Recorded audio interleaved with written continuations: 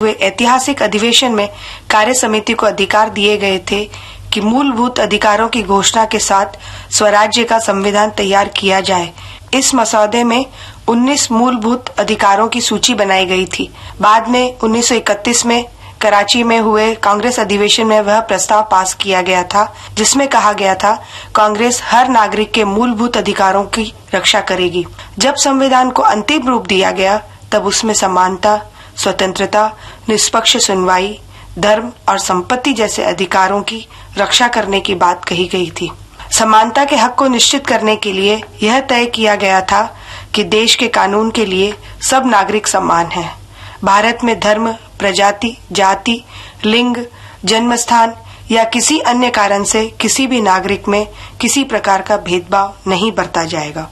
इसी कानून के तहत यह भी निश्चित किया गया था कि नौकरी के सिलसिले में भी यही बातें लागू मानी जाएंगी। कानून में यही बात दोहराई गई थी कि चाहे कोई धर्म, जाति, प्रजाति, लिंग, जन्म स्थान या रहने का स्थान हो, उसके कारण किसी नागरिक का नौकरी पाने का हक कम नहीं होगा। संविधान में भारतीयों को अपने विचार प्रकट करने की भी पूरी स्वतंत्रता दी गई है। इसी के तहत उसे अपनी संपत्ति बेचने, देने और खरीदने का पूरा अधिकार है। इसी के तहत वह अपना मनपसंद कार्य कर सकता है। उसे अपने धर्म, संस्कृति और शिक्षा का पालन करने का पूरा अधिकार है। इसी तरह संविधान ने भारतीय नागरिकों को न्यायालयीन सेवाएं प्राप्त करने का पूरा अधिकार दिया है। भारत के हर नागरिक को अधिकार है कि वह अपने अधिकारों की सुरक्षा के लिए सुप्रीम कोर्ट तक पहुंच सकता है। इसी तरह भारत के हर बालिग नागरिक को मतदान के जरिए अपना प्रतिनिधि चुनने का पूरा अधिकार है। इसमें भी धर्म, जाति, लिंग आदि के कारण किसी तरह का भेदभाव नहीं किया जाता है। इन मूलभूत अधिकारों के अलावा भारतीय संविधान की एक और विशेषता है राज्य के नीति निदेशक सिद्धांत, जो कि एक अनोखी चीज है। यह अधिकार किसी भी पुराने संविधान में उल्लिखित नहीं है। जर्मनी के वाइनर संविधान ने कुछ का जिक्र तो किया, पर उनमें और मूलभूत अधिकारों में कोई फर्क नहीं है। सबसे पहले आयरिश संविधान ने इनको मूलभूत अधिकारों से अलग मानकर उल्लेख किया था। इसी को सामने रखकर भारतीय संविधान के निर्माताओं ने अपनी नीति बनाई थी। वैसे इन सिद्धांतों के तहत इनको न्याय प्रक्रिया के जरिए लागू नहीं किया जा सकता। जैसे मुफ्त और आवश्यक शिक्षा के लिए न्यायिक आदेश नहीं दिए जा सकते हैं, उन्हें विधानसभा की योजना के तहत लागू किया जा सकता है। इस निदेशक सिद्धांत नीति के तहत कुछ बातें तय की गई थी, जैसे कि भारतीय नागरिक चाहे पुरुष हो या स्त्री, उसे जीवन यापन करने का समान अधिकार है। पुरुष या स्त्री दोनों को एक समान कार्य के लिए एक समान भुगतान भी करना पड़ेगा। इस संविधान के लागू होने के 10 साल के अंदर राज्य की जिम्मेदारी होगी कि वह 14 साल तक की उम्र के बच्चों को मुफ्त और जरूरी शिक्षा दे। सफल गणतंत्र के लिए जरूरी है कि देश के हर इंसान तक उसका फायदा पहुंचे, ताकि देश की अखंडता और एकता बरकरार रहे। गणतंत्र दिवस पर शशि राठे की ये वार्ता अभी आपने सुनी। इस हफ्ते कई महत्वपूर्ण हस्तियों की याद का दिन है। जन्मदिन, पुण्यतिथि या जयंती आ रही है और विविधा की रवायत ये है कि हम इस कार्यक्रम में उन तमाम हस्तियों को याद करते हैं।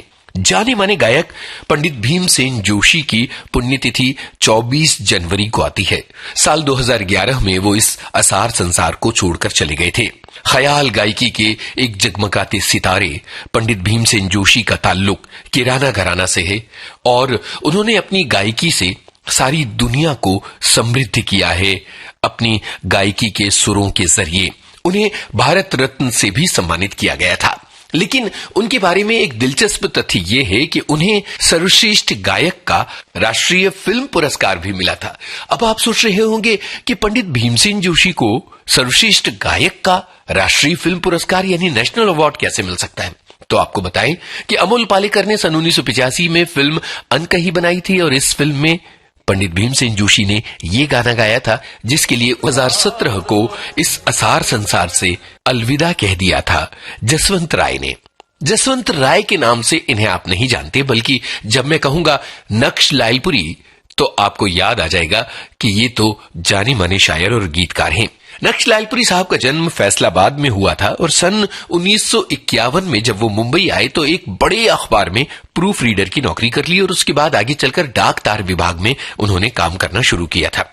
वैसे आपको बता दें कि फिल्म संसार में उनकी यात्रा 1953 में फिल्म जग्गू के जरिए शुरू हुई थी, पर 70 के दशक में उन्होंने कुछ बेमिसाल गाने लिखे। घरौंदा, आहिस्ता आहिस्ता, खानदान, दर्द, हिना, तुम्हारे लिए, चेतना जैसी फिल्मों के गाने आज भी फिल्म संगीत के चाहने वाले गुनगुनाते हैं। जसवंत राय नक्श लालपुरी कई बरस पहले विविध भारती में आए थे और उन्होंने अपने अशार रिकॉर्ड करवाए थे। सुनते हैं यही रिकॉर्डिंग। एक गजल पेश खिदमत है। पागल है सरफिरी है तेरे शहर की हवा, अक्सर मुझे मिली है तेरे शहर की हवा। पागल है सरफिरी है तेरे शहर की हवा, अक्सर मुझे मिली है तेरे शहर की हवा। 100 बार इस तरफ से हुआ है मेरा गुजर, 100 बार इस तरफ से हुआ है मेरा गुजर, फिर भी नई नई है तेरे शहर की हवा। दीवाना लेके साथ न चल दे इसे कहीं, दीवाना लेके साथ न चल दे इसे कहीं, किससे उलझ रही है तेरे शहर की हवा। कदमों को नागवार था तन्हाई का सफर, कदमों को नागवार था तन्हाई का सफर, हमराह चल पड़ी है तेरे शहर की हवा। आवारगी ओ शौक का पहने हुए लिबास, आवारगी ओ शौक का पहने हुए लिबास, रातों को जागती है तेरे शहर की हवा। किसकी तलाश है कि सरे शाम दश्त में, किसकी तलाश है कि सरे शाम दश्त में, तन्हा भटक रही है तेरे शहर की हवा। रुखसत हुआ मैं तुझसे तो साथ आई दूर तक, रुखसत हुआ मैं तुझसे तो साथ आई दूर तक, संजीदा हो गई है तेरे शहर की हवा। आई थी तेरी याद का मरहम लिए हुए, आई थी तेरी याद का मरहम लिए हुए।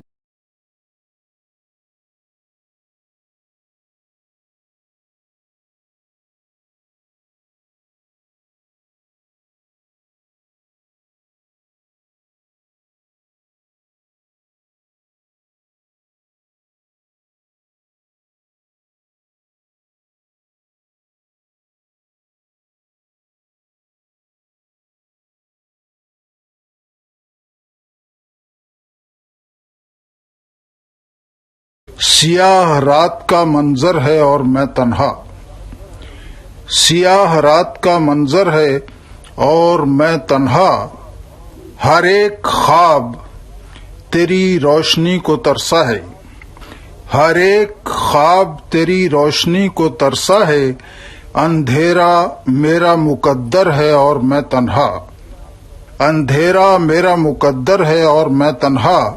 उड़ा ली नींद की ख्वाहिश भी आरजुओं ने, उड़ा ली नींद की ख्वाहिश भी आरजुओं ने, सिरहाने दर्द की चादर है और मैं तन्हा, जिसे मैं तन्हा, जिसे तराश न पाया मैं नक्श बरसों में, जिसे तराश न पाया मैं नक्श बरसों में, ये वो ख्याल का पैकर है और मैं तन्हा, उदासियों का समंदर है और मैं तन्हा, के दिल के डूबने का डर है और मैं तन्हा। जे ओम प्रकाश फिल्म संसार के एक जाने माने प्रोड्यूसर और डायरेक्टर।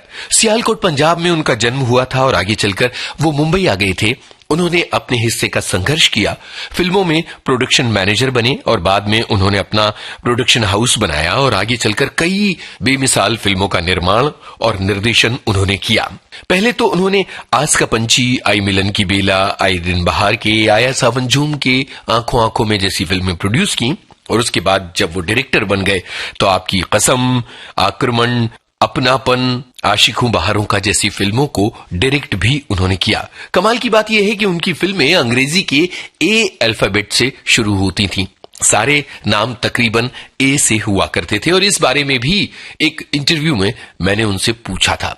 बहरहाल जे ओम प्रकाश की एक पुरानी रिकॉर्डिंग उन्हें याद करते हुए आपकी नजर विविध भारती के संग्रहालय से। फैज साहब कहते हैं कि रात यूं दिल में तेरी खोई हुई याद आई, जैसे वीराने में चुपके से बाहर आ जाए। क्या बात है। और जैसे सहराओं में हौले से चले बादे नसीम, जैसे बीमार को बेवजह करार आ जाए। क्या बात है, क्या बात। देखिए ना, याद को कहने का ये भी एक अंदाज है। बिल्कुल। मैंने जब सन 59 में अपना फिल्मी कैरियर शुरू किया तो एक उलझन थी कि कंपनी का नाम क्या रखें। इतवार का दिन था, बहुत से अखबारात आए, तो ऐसे सामने आया धर्मयुग। तो हमने कहा धर्म को जरा अलहदा कर देते हैं, यहाँ फिल्म रख दीजिए। तो फिल्म युग से ही शुरू करते हैं। क्या बात है, क्या बात है। मैं हमेशा सोचता था कि आपकी कंपनी का नाम फिल्म युग क्यों है। वहाँ इंस्टेंटली सबने पसंद किया जी। तो ये उसकी मेहरबानी है कि आज तक फिल्म युग कायम है।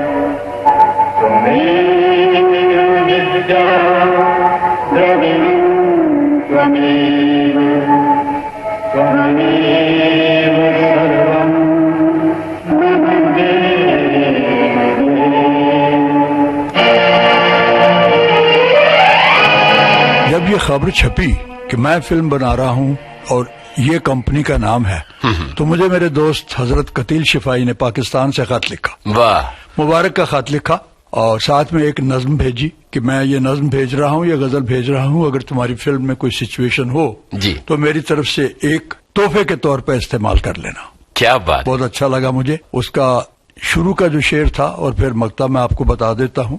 कतील साहब कहते हैं कि अंगड़ाई पर अंगड़ाई लेती है रात जुदाई की। क्या बात है, क्या बात है। अंगड़ाई पर अंगड़ाई लेती है रात जुदाई की, तुम क्या जानो तुम क्या समझो बात मेरी तन्हाई की। क्या बात है। वाह। कहता था कि उड़ते उड़ते आस का पंछी वाह दूर उफक में डूब डूब गया, गया। रोते रोते बैठ गई आवाज किसी सौदाई की। क्या बात है साहब, क्या बात। तो मैंने कतील साहब को जवाब दिया, मैंने कहा बहुत बहुत शुक्रिया। गजल का तो मुझे पता नहीं क्योंकि कहानी अभी बन रही है जी। लेकिन कहानी का जो मकसद है जी जी वो आपके इस शेर से मैंने ले लिया है। वो पिक्चर का टाइटल होगा आस का पंछी। मैंने पहली बार सुना और चूंकि इस टाइटल से मेरे मेन कैरेक्टर को भी बहुत कुछ मिलता है, कहा जाता है इससे, और इसी से मेरी जिंदगी की जो रफ्तार है या जिंदगी का जो सफर है वो भी एक आस का पंछी ही समझिए तो ठीक रहेगा। क्या बात अब है। इन्हीं जज्बात को अपने शंकर जयकिशन ने मेरी उसी पहली ही फिल्म में पहले ही गाने की जब रिकॉर्डिंग हुई थी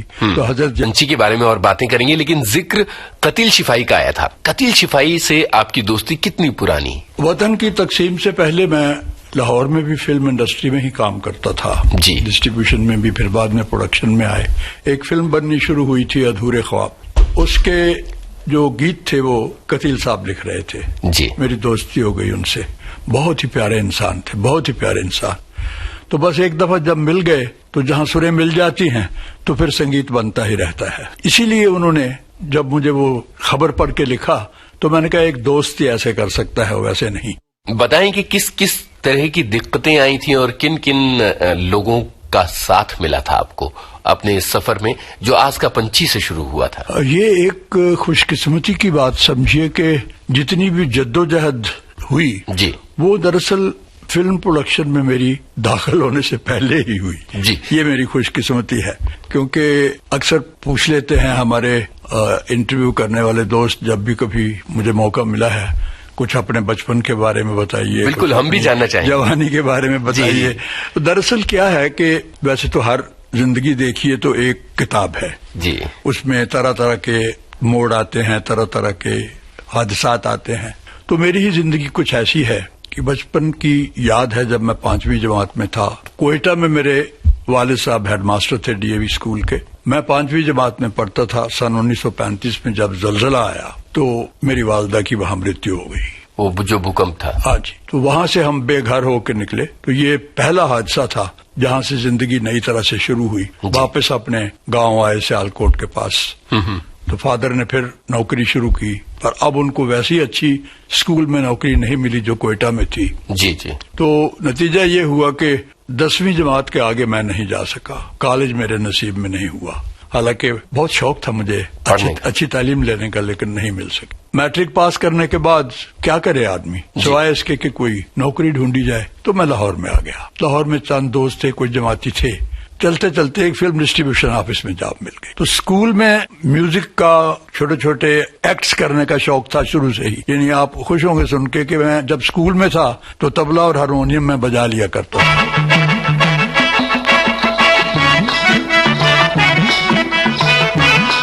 क्या बात है। जिसने मुझे साथ दिया अपनी फिल्मों का सिंगर।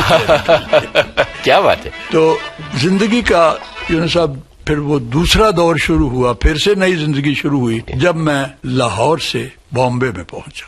यहाँ अनफॉर्चुनेटली बगैर कोई शिकायत किए ऐसा था कि जो अब कंट्री से रिफ्यूजीज आते थे उनको कुछ हमदर्दी से नहीं देखा जाता था। सही है। तो जगह नहीं मिलती थी, नौकरी भी नहीं मिलती थी। आखिर तरद्दुद करते करते करते करते करते करते सन 56 तक, यानी 47 से लेके 56 तक एक जद्दोजहद का दौर था, जिसमें मैं अक्सर कहा करता था कि उस दौर में वो दुनिया के अंग्रेजी के मुताबिक LESS लेस कहते हैं ना जी, वो सारे मेरे साथ लगे हुए थे।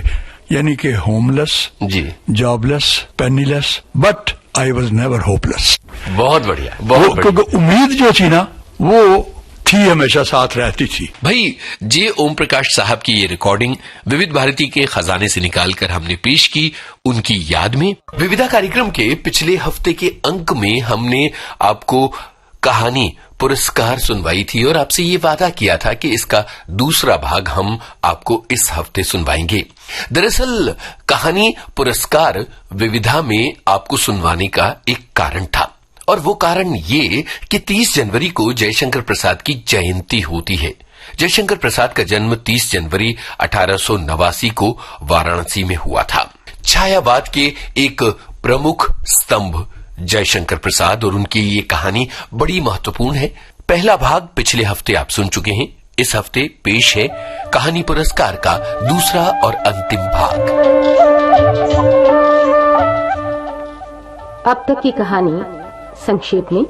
कौशल राज्य में हर वर्ष कृषक उत्सव मनाया जाता था, जिसमें एक दिन के लिए महाराज को कृषक बनना पड़ता, मूल्य दे दिया जाता था। इस बार खेती के लिए कौशल के एक वीर गति प्राप्त सिंह मित्र की कन्या मधुलिका का खेत चुना गया, पर मधुलिका ने अनुग्रह में प्राप्त स्वर्ण मुद्राएं राजा पर निछावर कर खेत में बिखेर दी, ये कहकर कि ये भूमि मेरे पितामहों की है, इसे बेचना अपराध है।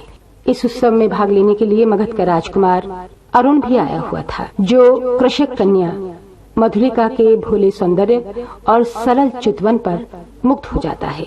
मधुलिका ने अपनी स्थिति अनुसार सम्मान को बचाए रखते हुए राजकुमार का प्रणय निवेदन ठुकरा दिया और वर्ष बीतते गए। मधुलिका विपन्न अवस्था में कठोर परिश्रम करती हुई जीवन यापन कर रही थी कि अचानक एक तूफानी रात को मगध का राजकुमार अरुण पनाह लेने के लिए अनजाने में मधुलिका के द्वार पर ही आ उपस्थित हुआ।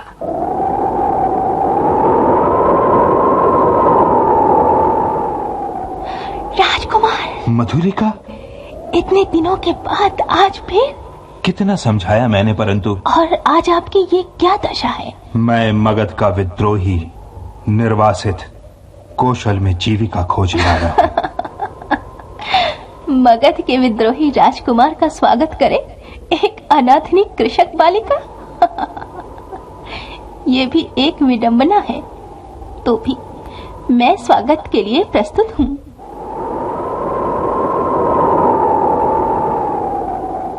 एक बात बताओ राजकुमार, जब तुम इतनी विपन्न अवस्था में हो तो फिर इतने सैनिकों को साथ रखने की क्या आवश्यकता? मधुलिका, बाहुबल ही तो वीरों की आजीविका है।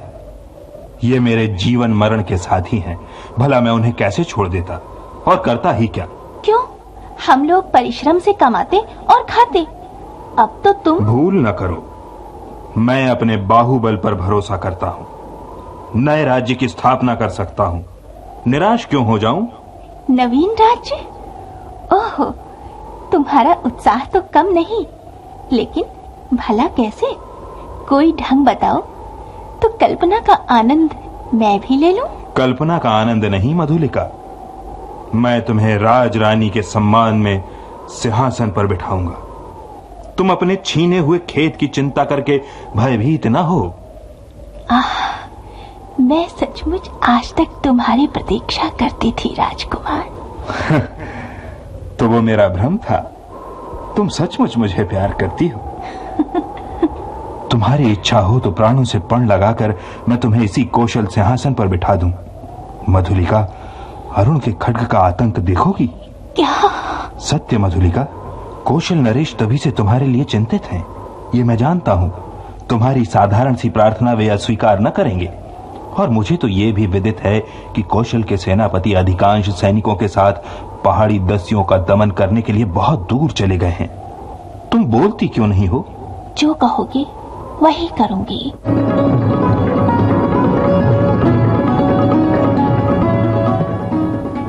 जय हो देव। एक स्त्री कुछ प्रार्थना करने आई है। स्त्री आई है प्रार्थना करने? ठीक है।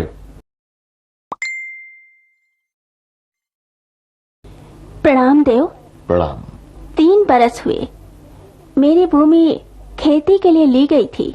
ओह, तो तुमने इतने दिन कष्ट में बिताए, आज उसका मूल्य मांगने आई हो? क्यों? अच्छा अच्छा, तुम्हें उसका मूल्य अवश्य मिलेगा। प्रतिहारी। नहीं महाराज, मुझे मूल्य नहीं चाहिए। मूर्ख, फिर क्या चाहिए? उतनी ही भूमि। दुर्ग कृषक बालिके, वो भूमि तो बड़ी उबड़ खाबड़ है और तिस पर वो दुर्ग के समीप एक सैनिक महत्व रखती है। तो फिर निराश लौट जाऊं? सिंह मित्र की कन्या, मैं क्या करूं? ठीक है, तुम्हारी ये प्रार्थना। देव, जैसी आज्ञा हो। जाओ, तुम श्रमजीवियों को उसमें लगाओ। मैं अमात्य को आज्ञा पत्र देने का आदेश करता हूं। जय हो देव।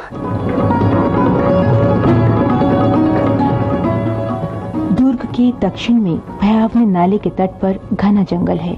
आज वहां मनुष्यों के पथ संचार से शून्यता भंग हो रही थी। अरुण के छिपे हुए मनुष्य स्वतंत्रता से इधर उधर घूमते थे। झाड़ियों को काटकर पथ बन रहा था। नगर दूर था, फिर उधर यूं भी कोई नहीं आता था। और अब तो महाराज की आज्ञा से वहां मधुलिका का अच्छा सा खेत बन रहा था। तब इधर किसको चिंता होती? एक घने कुंज में अरुण और मधुलिका एक दूसरे को हर्षित नेत्रों से देख रहे थे। संध्या हो चली थी। उस निबिड़ वन में उन नवागत मनुष्यों को देखकर पक्षीगण अपने नीड़ को लौटते हुए अधिक कोलाहल कर रहे थे। प्रसन्नता से अरुण की आंखें चमक उठीं। सूर्य की अंतिम किरणें झुरमुट में घुसकर मधुलिका के कपोलों से खेलने लगीं। अरुण ने कहा, 4 पहर और। विश्वास करो, प्रभात में ही इस जीर्ण कलेवर कौशल राष्ट्र की राजधानी श्रावस्ती में तुम्हारा अभिषेक होगा और मगध से निर्वासित मैं एक स्वतंत्र राष्ट्र का अधिपति बनूंगा। मधुलिके, भयानक। अरुण, तुम्हारा साहस देखकर मैं चकित हो रही हूँ। केवल 100 सैनिकों से तुम। रात के 3रे पहर मेरी विजय यात्रा होगी।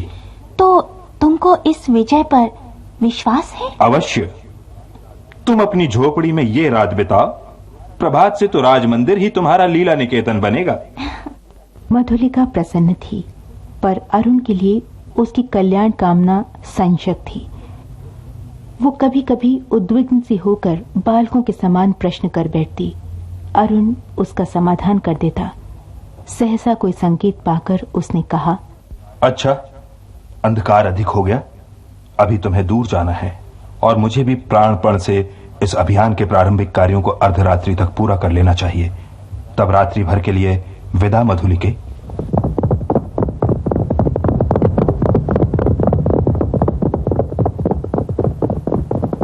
मधुलिका उठ खड़ी हुई। कटीली झाड़ियों से उलझी हुई अंधकार में अपनी झोपड़ी की ओर चल पड़ी। पथ अंधकार में था और मधुलिका का हृदय भी निविड़तम से घिरा था। उसका मन सहसा विचलित हो उठा। मधुरता नष्ट हो गई। जितनी सुख की कल्पना थी जैसे अंधकार में विलीन होने लगी। वो भयभीत थी। पहला भय उसे अरुण के लिए उत्पन्न हुआ, यदि वो विफल हुआ तो। फिर सहसा सोचने लगी, वो क्यों सफल हो? श्रावस्ती दुर्ग एक विदेशी के अधिकार में क्यों चला जाए? मगध, कौशल का चिर शत्रु और उसकी विजय। कौशल नरेश ने क्या कहा था? सिंहमित्र की कन्या, सिंहमित्र कौशल का रक्षक वीर, उसी की कन्या मैं आज क्या करने जा रही है?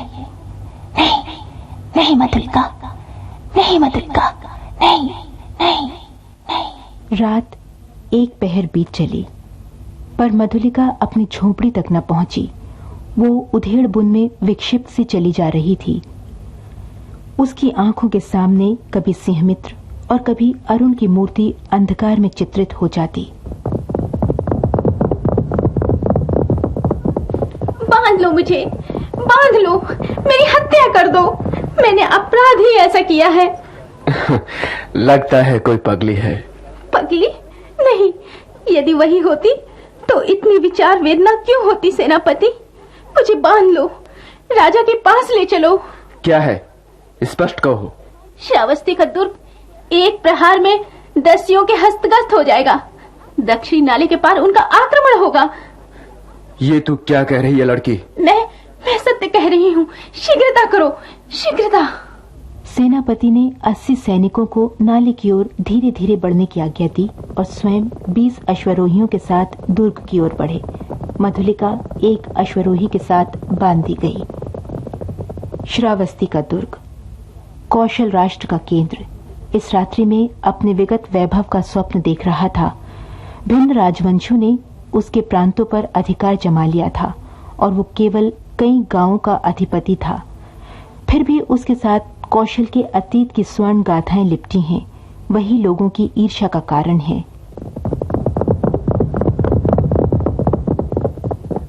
सेनापति की जय हो। अग्निसेन, दुर्ग में कितने सैनिक होंगे? महाराज 200। उन्हें शीघ्र एकत्र करो, परंतु बिना किसी शब्द के। और हाँ, 100 सैनिक लेकर तुम शीघ्र ही चुपचाप दुर्ग के दक्षिण की ओर चलो। जी महाराज। हाँ, ध्यान रखना, आवाज बिल्कुल ना हो। सेनापति ने मधुलिका की ओर देखा। वो खोल दी गई। उसने अपने पीछे आने का संकेत कर सेनापति राजमंदिर की ओर बढ़े। प्रतिहारी ने सेनापति को देखते ही महाराज को सावधान किया। वे अपनी सुख निद्रा के लिए प्रस्तुत हो रहे थे, किंतु सेनापति और मधुलिका को देखकर चंचल हो उठे। महाराज की जय हो। आओ सेनापति, कहो कैसे आना हुआ? महाराज, इस स्त्री के कारण मुझे इस समय उपस्थित होना पड़ा। सिंह मित्र की कन्या? फिर यहां क्यों? क्या तुम्हारा क्षेत्र नहीं बन रहा है? कोई बाधा? सेनापति, मैंने दुर्ग के दक्षिणी नाले के समीप की भूमि इसे दी है। क्या उसी संबंध में तुम कहना चाहते हो? महाराज, किसी गुप्त शत्रु ने उसी ओर से आज की रात में दुर्ग पर अधिकार कर लेने का प्रबंध किया है और इसी स्त्री ने मुझे पथ में यह संदेश दिया है। मधुलिका, क्या ये सत्य है? हाँ देव। सिंह मित्र की कन्या, तुमने एक बार फिर कौशल पर उपकार किया है। यह सूचना देकर तुमने पुरस्कार का काम किया है। अच्छा, तुम यहीं ठहरो, पहले उन आतताइयों का प्रबंध कर लूं। अपने साहसिक अभियान में अरुण बंदी हुआ और श्रावस्ती का दुर्ग आज दस्युओं के हाथ में जाने से बच गया। बाल, वृद्ध और नारी आनंद से उन्मत्त हो उठे। उषा के आलोक में सभा मंडप दर्शकों से भर गया। बंदी अरुण को देखते ही जन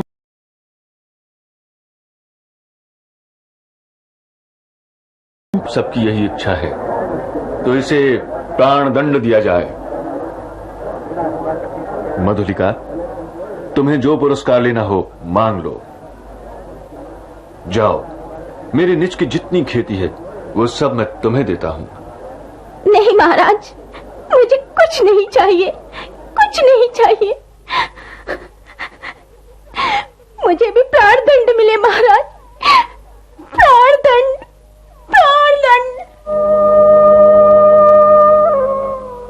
पुरस्कार। अभी आप सुन रहे थे जयशंकर प्रसाद की लिखी इस कहानी का दूसरा और अंतिम भाग। स्वर थे रेणु बंसल, शहनाज अख्तरी, कमल शर्मा, लड्डूलाल मीणा और अमरकांत दुबे। प्रस्तुति सहायक नलिनी गांगल, तकनीकी सहायक अनिल कुमार और प्रस्तुतकर्ता कांता गुप्ता। जयशंकर प्रसाद की कहानी पुरस्कार की रेडियो प्रस्तुति का ये दूसरा और अंतिम भाग आपने सुना। और अब ऐसा करते हैं, एक और कवि को याद करते हैं। 22 जनवरी को वसंत देव जी की याद का दिन पड़ता है और एक बेमिसाल कवि, एक बेमिसाल रचनाकार वो रही हैं। फिल्म उत्सव में उन्होंने कुछ नायाब गाने लिखे थे। इस फिल्म का माखनलाल चतुर्वेदी की पुण्यतिथि होती है। विविधा कार्यक्रम के आरंभ में हमने उन्हें नमन किया। 30 जनवरी शहीद दिवस भी होता है और ऐसा हो नहीं सकता कि इस तारीख का जिक्र हो और हम महात्मा गांधी को नमन न करें। बापू की अमर कहानी, जाने माने गीतकार राजेंद्र कृष्ण ने महात्मा गांधी की याद में ये एक गीत कहानी रची थी, जिसमें महात्मा गांधी के जीवन की पूरी यात्रा आपको सुनाई देती है।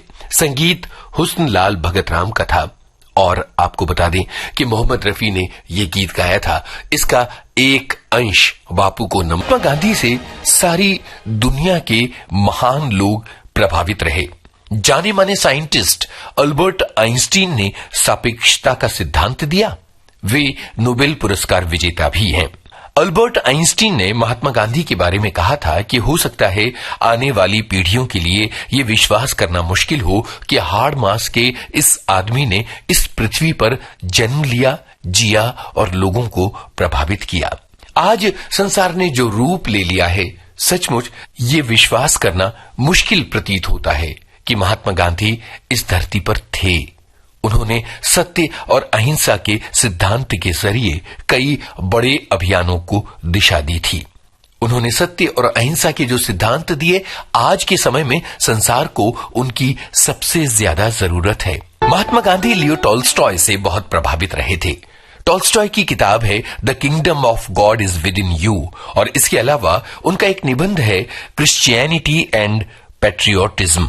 महात्मा गांधी ने इन दोनों कृतियों से सादगी, सरलता और अपने उद्देश्य की पवित्रता की भावना को ग्रहण किया था। आगे चलकर उन्होंने खादी को अपनाया, उन्होंने स्वदेशी का विचार दिया और इस विचार ने भारत को एक नई रोशनी दी।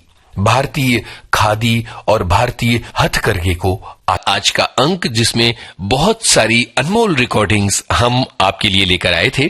हमें ये उम्मीद है कि विविधा का ये अंक आपको पसंद आया होगा। इजाजत दीजिए यूनुस खान को, इस कार्यक्रम के प्रस्तुतकर्ता हर्षवर्धन कवई। ये थी विविध भारती के विविध रंगी कार्यक्रमों की विविधा।